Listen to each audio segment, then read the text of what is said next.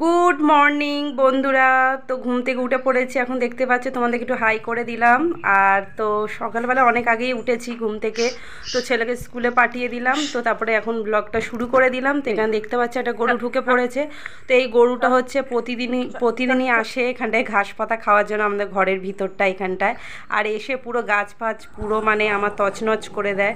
তো তারপরে ওকে অনেক চেষ্টা করলাম, মানে ভালো ভালো গাছগুলো খেয়ে খেয়ে প্রতিদিন চলে যায়। তো তারপরে হচ্ছে বন্ধুরা চলে আসলাম হচ্ছে দেখো বাসন নিয়ে।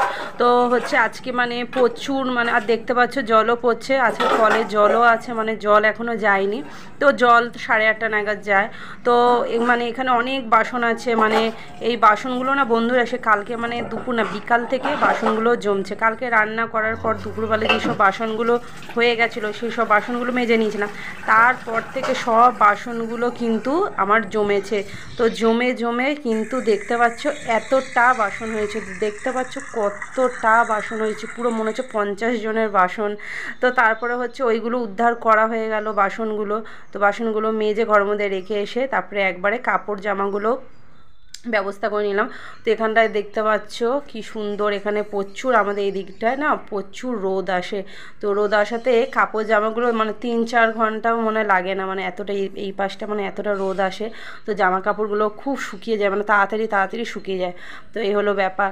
তো এখানটা অনেকগুলোই জামা কাপড় আছে, তো তার জন্য হচ্ছে মেলে নিচ্ছি। আর এখানটায় আসলে মানে কি বলবো, ভালো লাগে।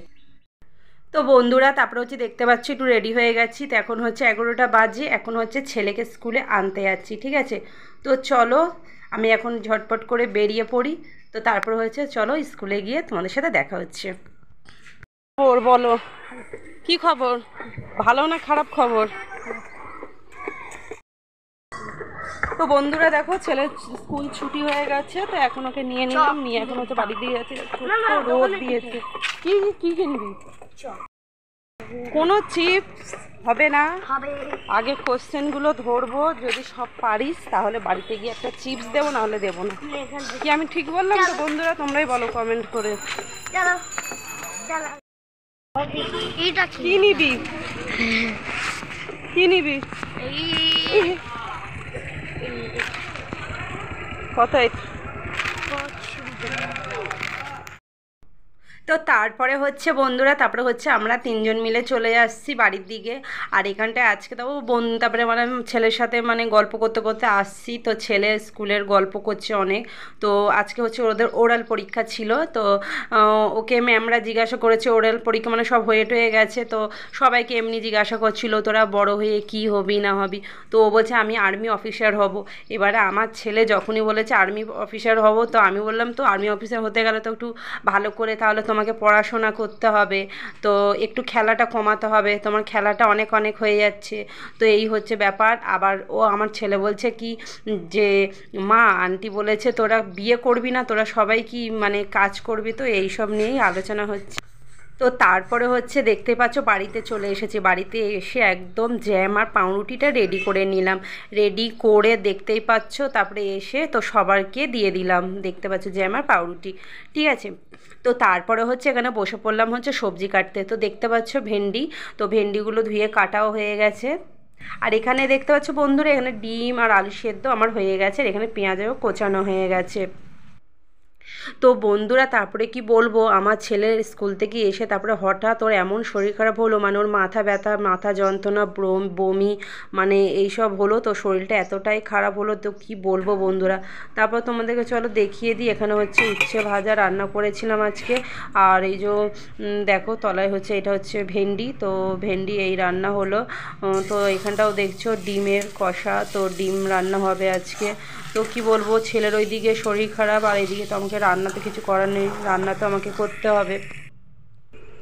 গুড ইভিনিং বন্ধুরা। তো এখন হচ্ছে কটা বাজে, এখন মনে হয় 6:30 কি 7টা বাজে।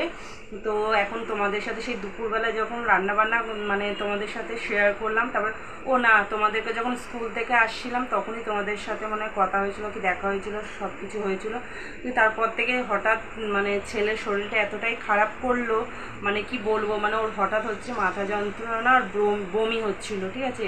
তো আজকে তারপর তো পড়তেও যেতে পারিনি, তারপর সেই কী অবস্থা, তারপর তো এখন ভিডিও কিছু করা হয়নি। তো এখন হচ্ছে শরীরটা, এখন ছেলের শরীরটা এখন ঠিক আছে বলে ভাবলাম যে ভিডিওটা তো এখন হচ্ছে কন্টিনিউ করি। তো আর কি বলবো, ওই যে খাটে দেখতে পাচ্ছ ও এখন পড়াশোনা করছে, তো কালকেও পরীক্ষা আছে। আর ওর হচ্ছে হোলির সময়, মানে হোলির সময় এত জল টল মানে গায়ের মধ্যে বসেছিল, আর ঠান্ডা গরম মানে সব কিছু মিলেমিশে মানে একাকার হয়ে গেছিলো, মানে এই ব্যাপার। তো এখন পুরো মানে এখন ঠিক হয়ে গেছে, দুবার বমি হয়েছিল। তো এখন দেখো, ওই দেখো, তো এখন ও লিখছে, আর ওকে লেখা দিয়ে এসেছি, ও লিখছে। আর এখন আমি তোমাদেরকে একটা জিনিস শেয়ার করবো। এখন হচ্ছে এই রান্নাঘরে আছি, তো তোমরা বুঝতে পারছো, এই গ্যাস সিলিন্ডার দেখতে পাচ্ছ, আমি এখন রান্না করছি। তো একটা ভালো জিনিস আজকে রান্না করছি, তো চলো কি রান্না করছি তোমাদের সাথে একবার শেয়ার করে দিই। হ্যাঁ,